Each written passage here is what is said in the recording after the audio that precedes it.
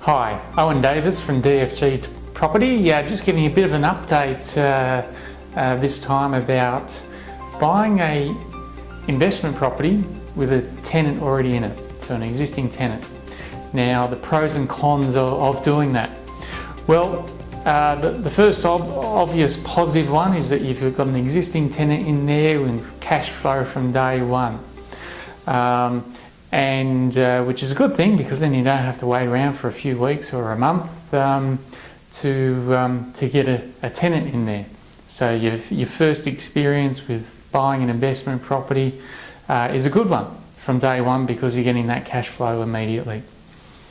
Now, the other positive thing is, of course, you can check with the check with the agent who's managing the property as to the payment history, as well as whether the tenant maintains the property well. And so you've got a more of a feel-good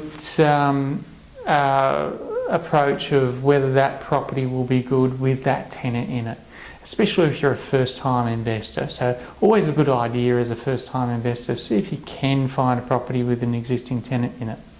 But of course, with any good points, there's always some negative points.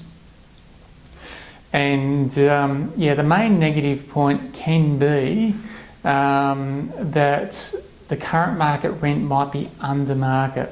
And this is what we try and focus on with existing clients where we're managing their properties.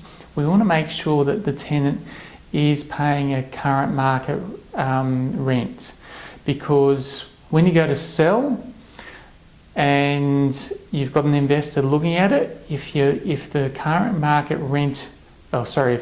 rent isn't at market rent, then it can be more difficult to sell to an investor. So as an investor buying, you want to make sure that the current rent is at market, so you're not losing out on any cash flow then. And then, of course, your other negative thing is you might be inheriting a bit of a bad tenant situation. So that's again where you can check off with the current managing agent on what their rental history is like, and in terms of paying on time, and then of course in terms of maintaining the property. And of course you'd be able to get a bit of an idea on that while inspecting the property. So they're the main things to look out for with both the pros and cons of buying an investment property with an existing tenant. So a few good and a few bad as well. So, but if you take those into account, you should do okay. All right, that's it for today. Thank you. I'm Owen Davis from DFG Property.